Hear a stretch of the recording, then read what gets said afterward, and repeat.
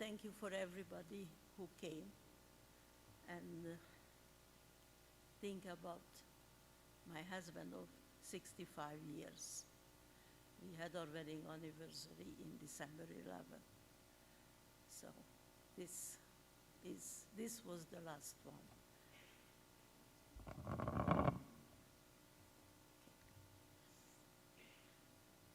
He left us and he left a big hole in our heart, but he is with us, and so many people loved him, not only his family. He was a good man. We will start the ceremony with El Mole Rahamim, which is a beautiful memorial prayer for the people who died in the Holocaust. And please, when you hear it, stand up until the prayer is on. Thank you.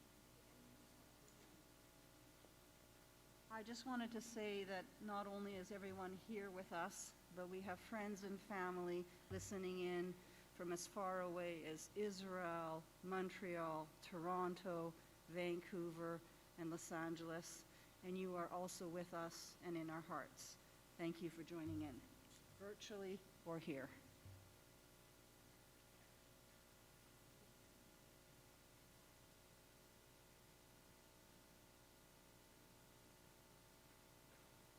So we'll ask you to rise, please.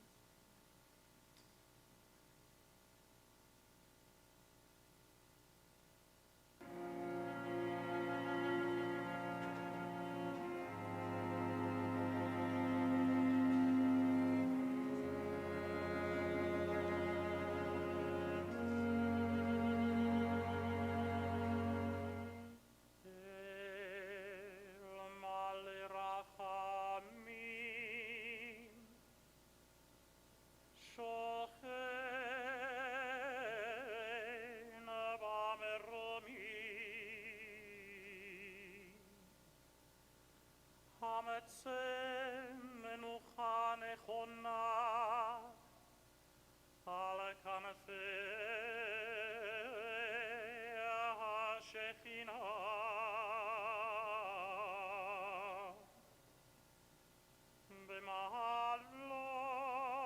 במעלות קדושים וטהורים כזוהר הרקיע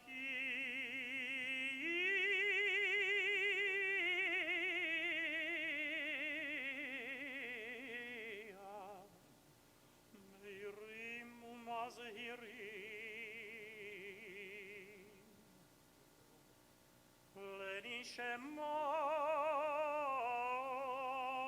לנשמות ששת המיליונים אחינו ואחיותינו בני ישראל, אנשים, נשים, ילדים וילדות, שנהרגו, שנשחטו, שנחנקו, שנשרפו ושנקברו חיים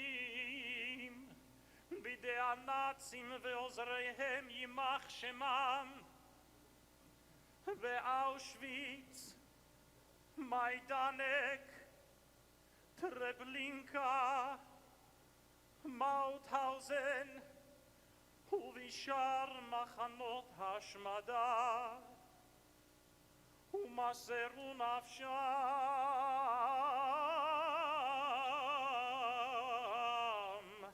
על קדושת השם. בעבור שכולנו מתפללים לעילוי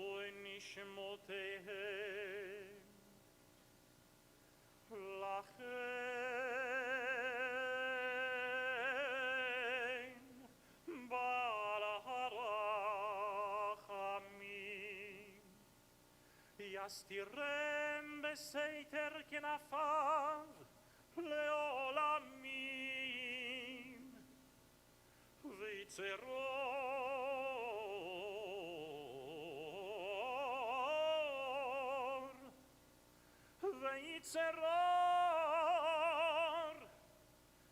ביצרור החיים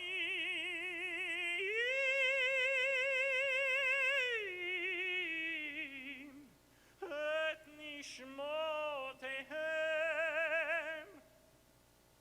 בגן עדן תהא מנוחתם,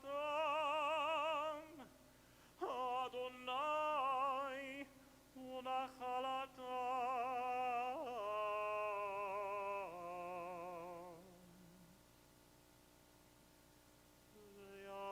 וינוחו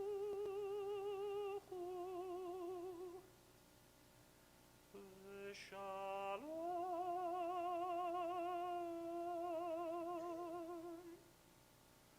על משכבם,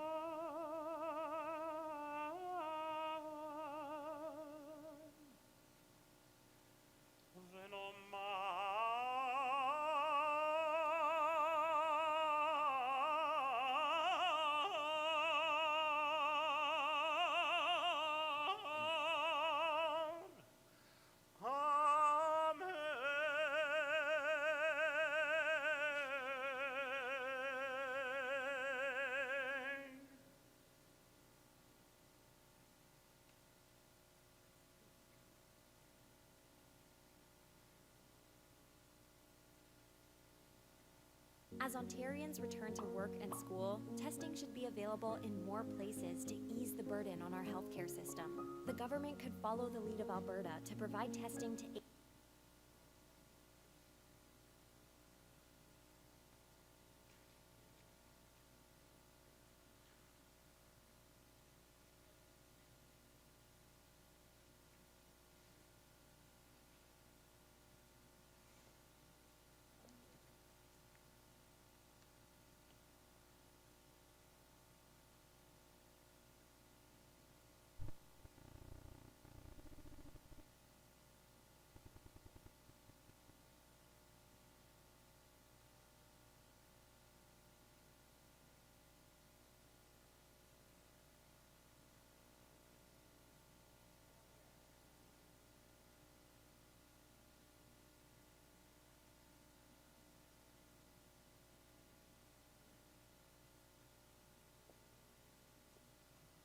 Hi, everyone. So the speech that I'm about to read was written by my grandmother. I'm just going to read it for her. So this is all her own words.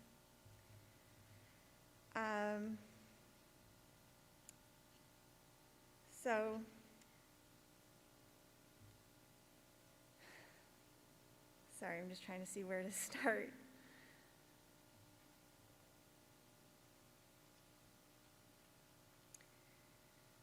So even as a child, Yoshko was stubborn and always took care of himself, and he was brave and dignified.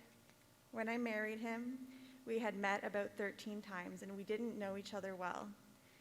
We were the only two Jewish youth in Western Hungary, and there were not many more on the eastern side of Hungary either, except within Budapest. We came from very different social backgrounds. He lived in a village, and I lived in a city, with good schools, theaters, and music, and I enjoyed all those privileges as a child. Yoshka didn't know very much about any of these things. They didn't exist where he lived. His father was a tailor and had his own shop, and his family lived in a house, of which one room was the store.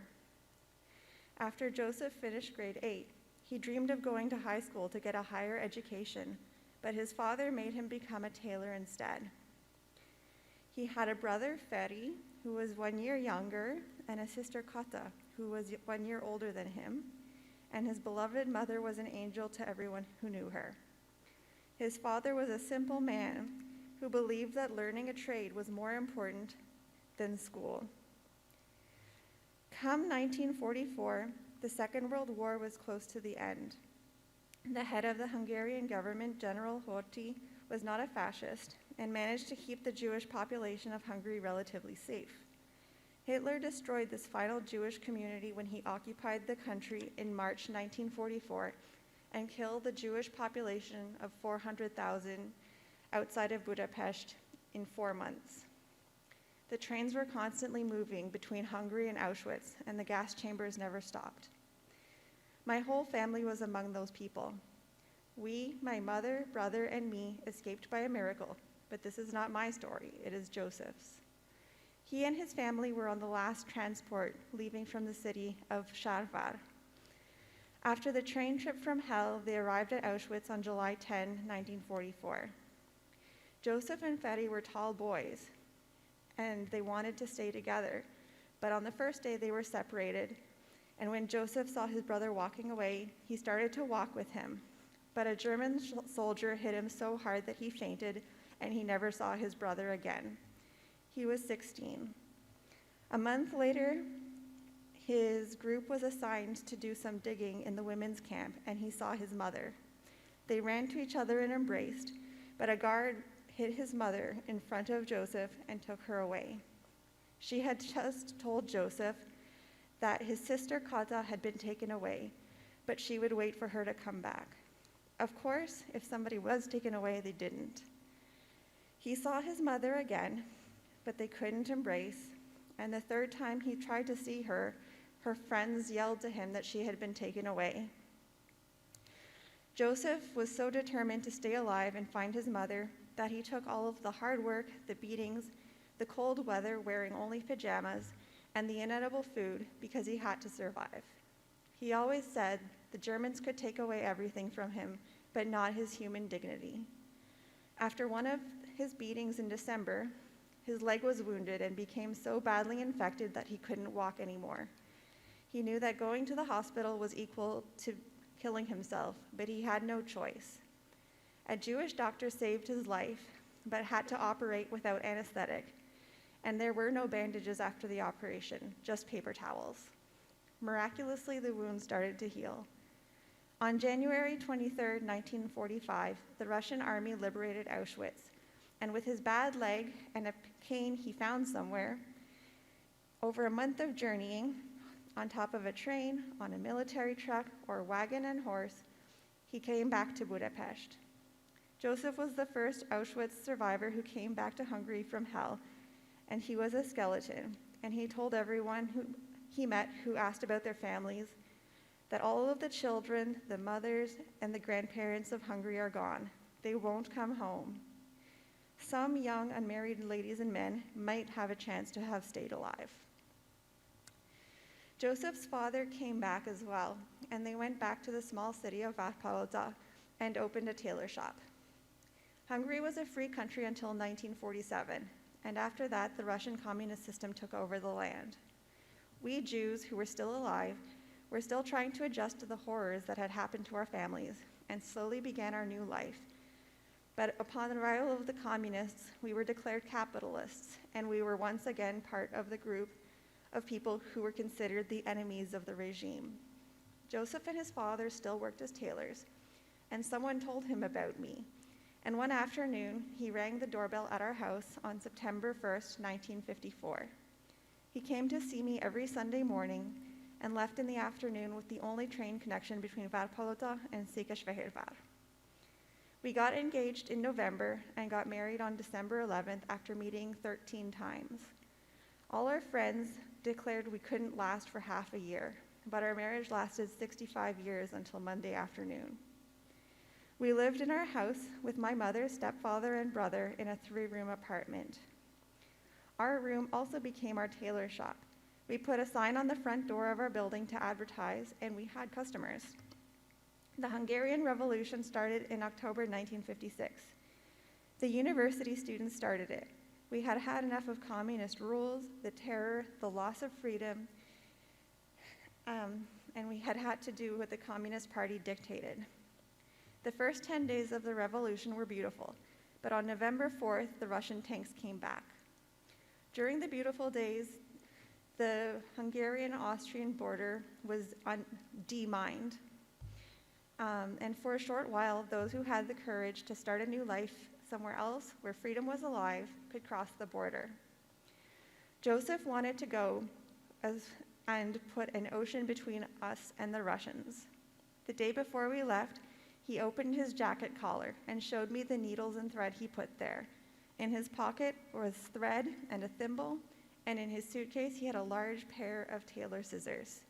He told me that with these, I will make a living anywhere on this earth. We walked on the frozen plowed ground to the border in the dark for 6 hours and made it to Austria on November 23rd, 1956. We were lucky to get to the Canadian Embassy in Vienna on December 3rd, when the country opened for 30,000 Hungarian refugees. We took the train from Vienna to Ostend, took a ferry to England, and arrived at the Empress of France Canadian Pacific ship in Liverpool. We sailed from there on December 14 and arrived at St. John's, New Brunswick on December 22nd. There were 100 Hungarian refugees on our ship. 75 went to Toronto and 25 of us to Ottawa.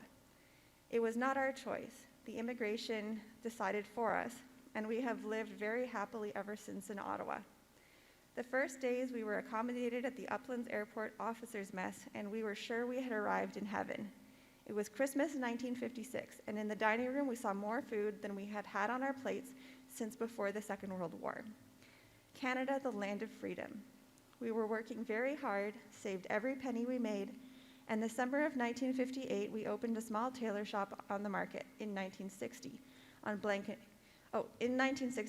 and Gladstone, and in 1961 we bought a tailor shop from a man named Rudy and had our tailor shop and men's furnishing store named Rudy's Tailoring until 1995 when Joseph retired. Our former difficult and sad life became bountiful in Ottawa. Our son was born in 1962 and he became a successful physician. We paid every penny of his education. He was and is the center of our life. He is very bright and his success was up to him. When he took the Hippocratic vows, my mother was crying happy tears. Her grandson had become a doctor without anyone having to ask him what his religion was, who his parents or grandparents were, what their occupation was. All he had to do was use his head and learn. He also married the perfect girl, and they gave us 3 granddaughters. After the horrors, we have a new family to love. Joseph was the most perfect father and grandfather.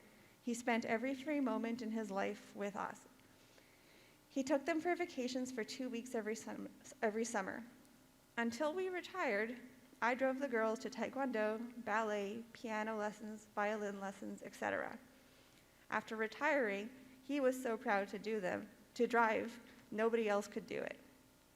His year of being a prisoner, having his human dignity taken away, the killing of his family, all stayed with him through his life.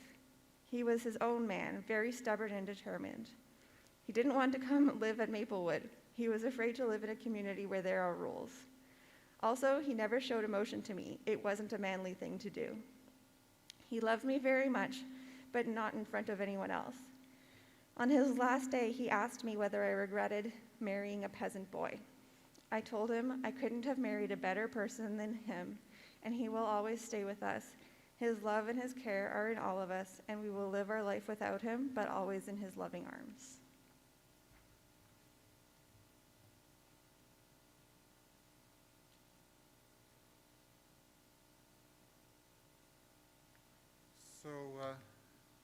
So again, thank you everybody for being here and all the people who are online as well. So Joseph Kövesi was born, or Kövesi, in Karlos, Hungary in 1928. His grandfather ran an inn, which was a rest stop where wagon drivers and their horses could rest while hauling loads through central Hungary. My father bridged an era where most travel in the country was by horse and wagon. Seeing a car was a rare event, and an airplane an extraordinary one, to an age of space travel and computers and the internet. His village had 1 phone in the post office. Another grandfather was a Pandor, a decorated veteran and chief of police, during an interlude when anti-Semitism in Hungary was regarded as anachronistic. During his childhood, rural Hungary was a bit like the Wild West, with horse thieves, gamblers, and drinking parties. My father loved Western movies and books his whole life. His father was a tailor and a hard and stern man. The family eventually moved to Varpolota, a provincial town serving a coal mining district.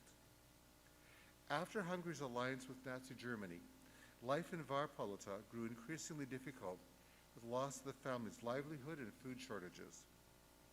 Not every moment was dark. A German soldier bought Joseph's sister, a lovely teen, a choice red apple. When she motioned she can't accept it because she's Jewish, he replied that we're not all SS. I'm just a soldier. Joseph's life changed again in June 1944 when Varpolota's Jews were rounded up by Hungarian fascists, placed in sealed cattle cars and sent north. He never forgot hearing the voice of a 6-year-old daughter of a family friend who kept pleading, "Could I just have a little water, please?"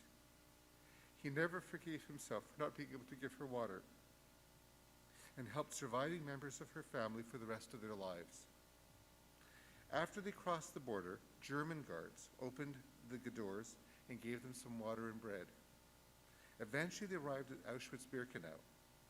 My father looked at the arrival as only a naive 16-year-old boy could. Compared to the departure in Hungary, it was very organized, he wrote in his memoirs. My father, his parents, and his siblings were separated, and all were sent to lagers, to barracks. My father learned a lot in the camp. He learned to be a survivor. He ate the food, no matter how repulsive it was, and tried to wash every day. 2 life lessons that he learned in the camp were the importance of food and looking after your shoes and feet. Wasting food was never, ever an option in our house. I was sent to see a podiatrist when I was 12. I had no idea why. And top quality footwear was always a priority in our house. My father became a lifelong germaphobe, and once he went to the retirement home, his greatest source of angst were seniors who were coughing. Much like Schindler's List, death in the camp could come at any time and in the most unexpected ways. He had many close calls where moving to a different line or hiding in a different lager meant the difference between life and death. My father cut his leg in the work battalion and it became badly infected. He was sent to the Auschwitz hospital. The Auschwitz hospital was one of Nazi Germany's cruel jokes. It was supposed to be a one-way ticket where nobody left alive. He was attended by Jewish doctors with essentially no medications or supplies who drained the abscess and splinted his contracted muscles. He was one of the very, very few survivors of the Auschwitz hospital, but was left with a huge drooping scar on his leg. He could still barely walk when the camp was liberated. After liberation, Joseph slowly made his way back to Hungary, riding on the top of trains, and carefully avoided Russian soldiers who either provided assistance or would liberate survivors of the remaining possessions. 4 of 450 Varpolota Jews returned to Hungary. He was reunited with his father, and they started an increasingly successful tailor business. Then the next calamity struck, the communist government and the rapid transition to Stalinist Hungary. They dealt with irrational decrees and a return to shortages. My father was introduced to the only eligible Jewish young woman in the county, my mother. She lived in the regional hub, the small, elegant city of Székesfehérvár.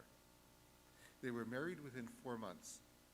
It was an unlikely marriage, and my father was always intimidated by my mother's education and knowledge of the arts. 2 years after they were wed, the Hungarian Revolution happened. His brother-in-law Jancsi was active in student radio and newspapers, and as the Soviet army began to reoccupy Hungary, it was clear the family had to leave. Thus began my parents' next life-changing event. During the revolution, mines were removed along the border, and guards were relatively scarce.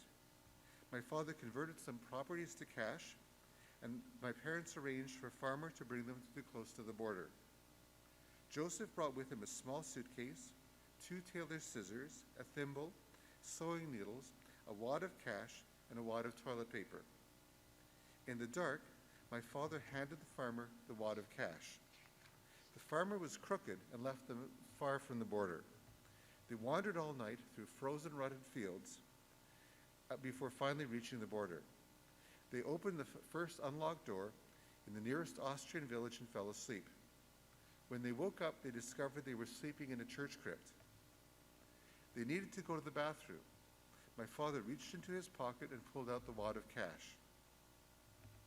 Once they were taken to Vienna, the next step was leaving Europe. My father, as my mother said, was determined to leave an ocean between them and Europe. Everyone wanted to go to America, but the United States didn't take very many Hungarian refugees. England was accepting refugees, but that was too close. So was Australia, but my mother said that was too far, although their best friends did go there. Then Canada announced they were taking 35,000 refugees. All my father knew of Canada was there were 5 Great Lakes, and the capital was Ottawa. But in Auschwitz, the lager where gold and valuables stolen from people were kept was called Canada, so he imagined it was a land of milk and honey. They were nearly the first in line. They were shipped to Dover, where the mayor made a speech no one could understand, and each was given 1 British pound. They took the Empress of France to Canada in late December. In seas so rough, the ship went backwards for 3 days. They made landfall off the coast of Newfoundland, where my mother could only see a handful of lights and wondered where had they got to. Finally, they landed in St. John, New Brunswick, and took the train to Ottawa. In Ottawa, they were taken, tired and shabby, to the gleaming officers' mess for Christmas dinner. My mother recalls seeing a stack of oranges, the first she'd seen since the advent of communism. She asked if she could have one. An officer said she could take as many as she wanted.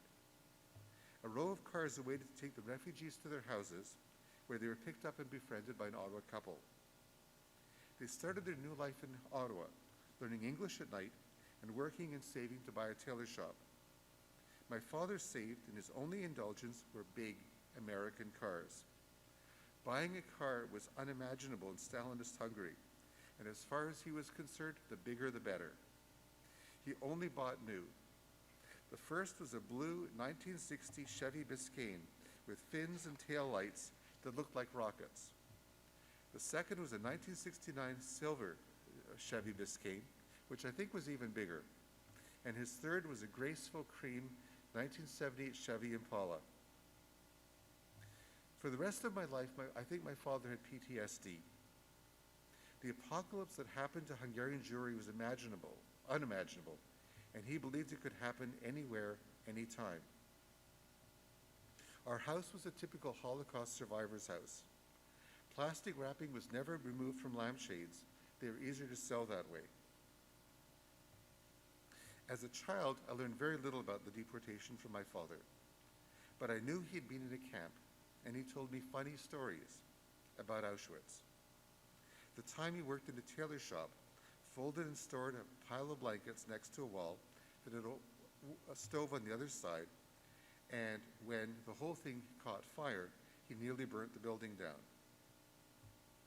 When I was 16, I asked to visit Auschwitz with him. We were worried how he'd handle it, but he said nothing would ever be as bad as being there. His 2 tailor shops, Rudy's Tailoring and Joseph's Tailoring, paid for me to attend medical school. He embraced my wife as a new member of the family and considered his 3 granddaughters his retirement projects. He loved children, as well as being in the sun and gardens, both vegetable and flower gardens. Papa had a unique manner with little children. Many grown-ups laugh at the things kids do through naivety and inexperience. He never did. He took the world seriously and dealt with them at their own level.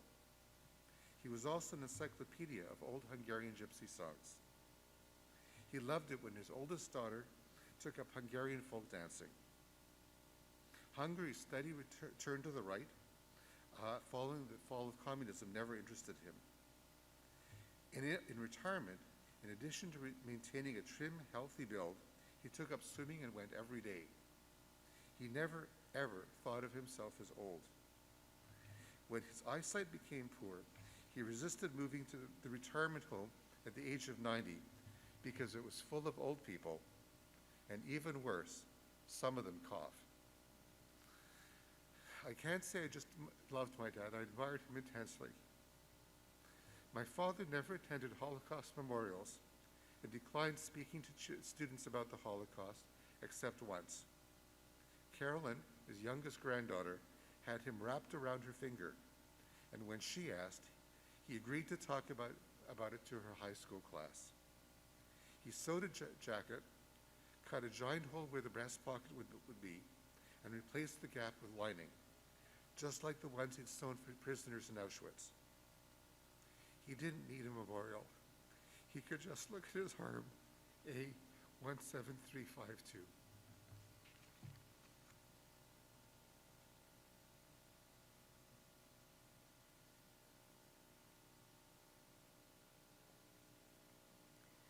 I think some of this will be getting a little bit repetitive, but we didn't check with each other ahead of time. So Koen Jozef was born on April 9th, 1928.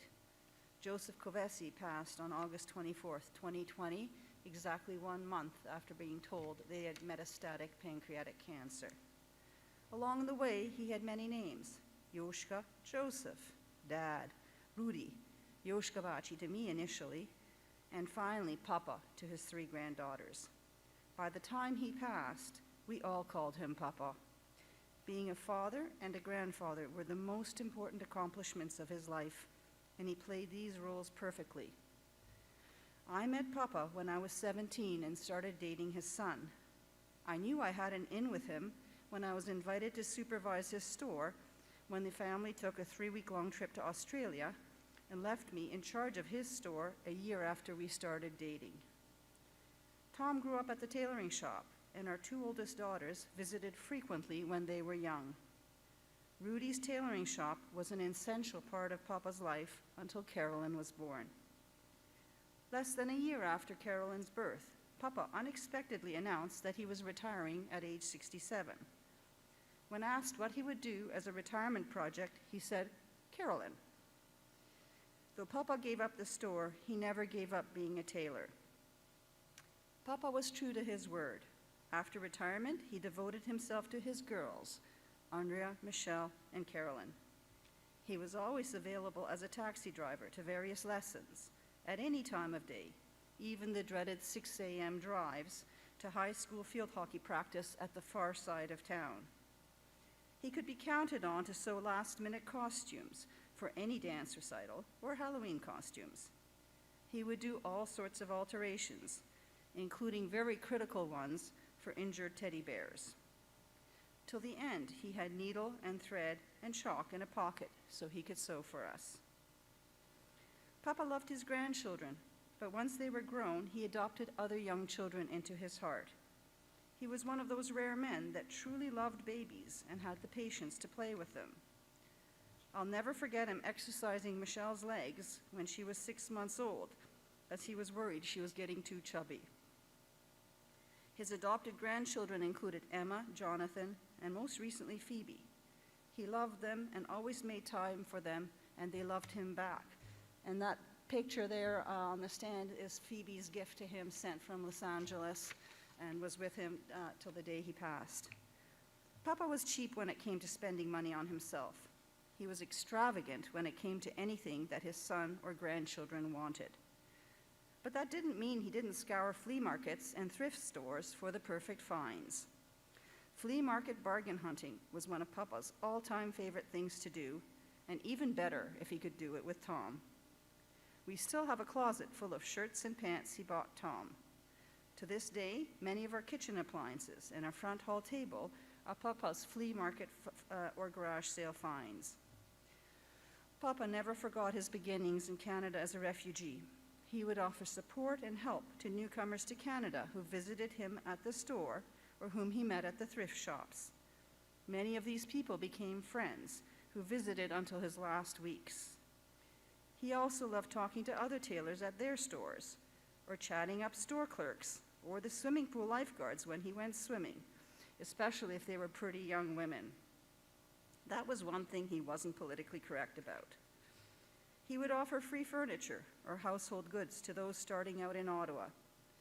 He didn't believe in handouts, but would offer work to anyone looking for some money and asking them to wash the floor or take out the garbage at the store so that they could keep their dignity. Dignity was critical to Papa. He hated getting old, and he wasn't crazy about old people. He got wobbly and was at risk of falling, but refused to consider a walker.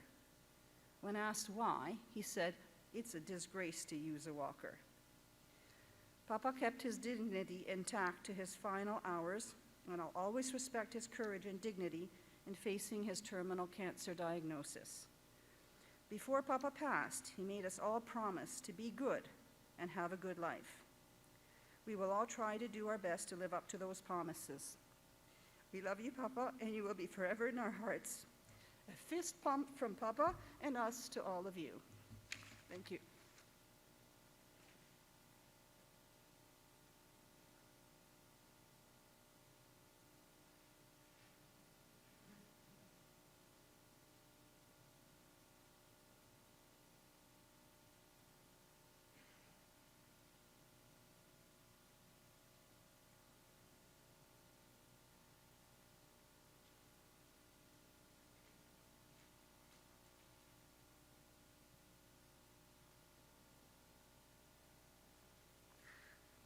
So, as you probably gathered by now, Papa, being a grandfather, was a really huge part of his identity. So, on behalf of myself and my sisters, I wanted to talk about what it was like to be his granddaughter.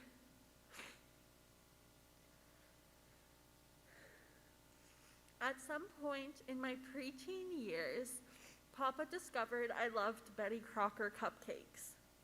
For the next several weeks, he'd nonchalantly deliver various Betty Crocker cake mixes to me at Bowman and ask that I make him cupcakes. Inevitably, when I made said cupcakes, Papa wasn't hungry or wasn't feeling like eating cupcakes, and I was left with 24 cupcakes to eat by myself. When I caught on to his scheme and tried to make him swear he'd actually intend to eat the cupcakes when I made them, he gave me frustratingly non-committal answers.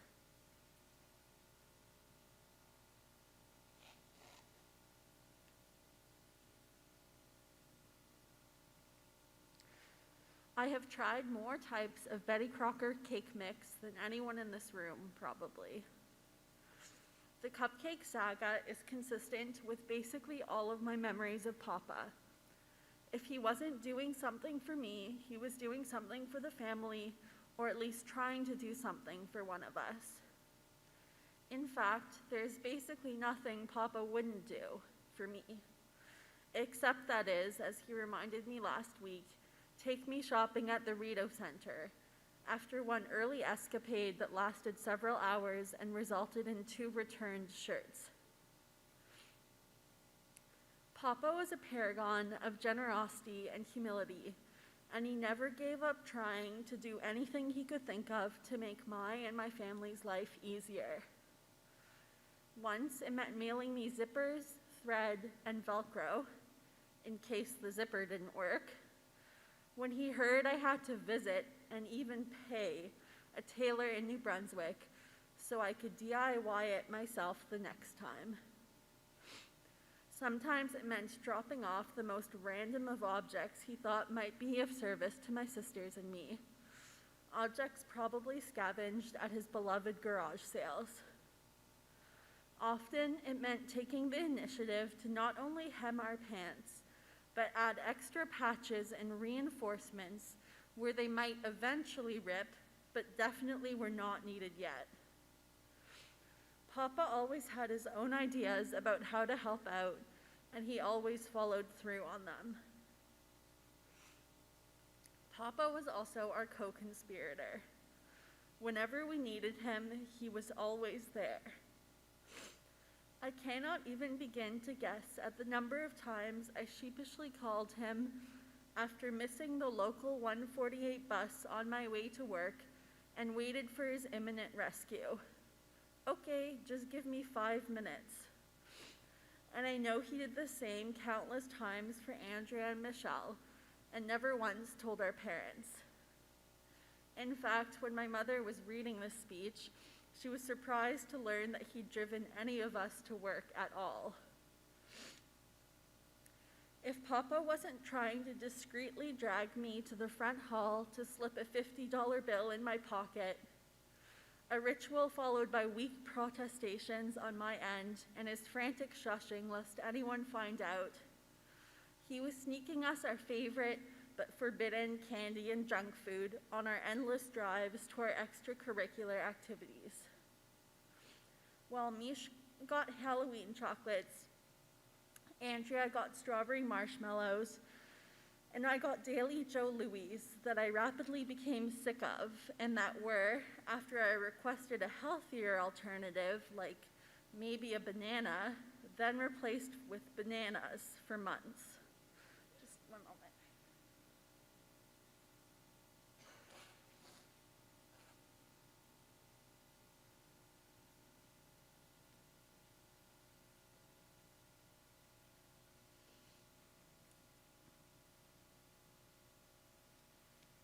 Papa was there at 6:30 a.m. to take Mish to her morning field hockey practices in high school, and he was there at 5 o'clock p.m. to pick me up from Turnbull to take me to dance, often with his good friend, and, as he always proudly pointed out, former taxi driver Latsi Bachi.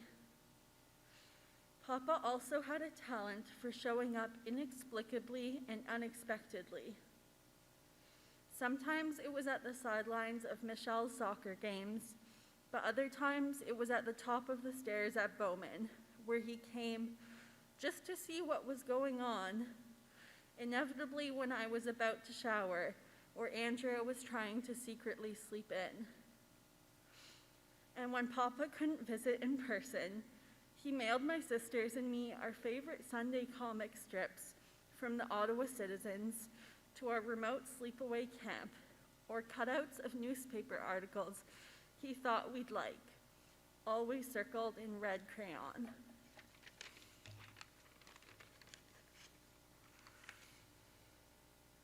Papa had a fix for everything, and when it didn't involve the famed red crayon, it consisted of fabric, thread, elastics, aluminum foil, and/or permanent markers. Large swaths of fabric alternatively functioned as a billiard table protector, makeshift closet walls in his laundry/storage room, and guards for the ripest melna, or raspberries in his backyard that he always saved for me to pick. And while his craftiness and ingenuity transcended the realm of tailoring, they definitely shone most in the trade to which he dedicated his life. From Ewok to Star Trek captain, to vampire, to a can of orange crush, my sisters and I always had access to some semblance of whatever costume we could dream up. And when required, our stuffed animals did too. And while Papa didn't necessarily share his patience with all, for us it was bottomless, no matter how many specifications I gave him for whatever he was permanently volunteered to make. But most of all, for me and my sisters, Papa was the embodiment of unconditional love. We felt like we could never do anything to hurt, anger, or disappoint him. Papa always supported whatever I cared about at the time without question. Once he even asked me to bring home an introductory sociology textbook for him so he could understand more about what I was learning despite his grade 8 education. It didn't matter how big or small the achievement. Papa was just always proud of whatever we were up to. He visited Andrea and I at every service job we worked. And while I'll forever regret not learning more about sewing from him, Papa has left me with highly curated skills in playing his version of billiards, though he still beat me at it just 2 weeks ago, and passing skills in Rublo Rumi, though I never did figure out his trick to always having a hand up his sleeve. Papa got great joy out of making other people, and especially strangers or acquaintances, smile. Though his jokes were sometimes nonsensical and often politically incorrect, and I didn't love his offers to marry me off to whichever young male lifeguard happened to be at the Canterbury pool when he took me there, they generally had their intended effect and made others laugh. So I'd like to end this speech by repeating a tongue twister he had me memorize as a young child and loved to hear me say back to him.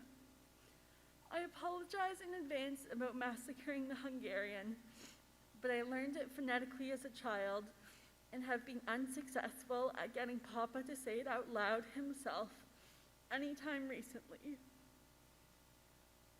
So to Papa, Seba Pava Minte Puike Melta Pava Ishten Hoisten Apudkotnek Selai Tota.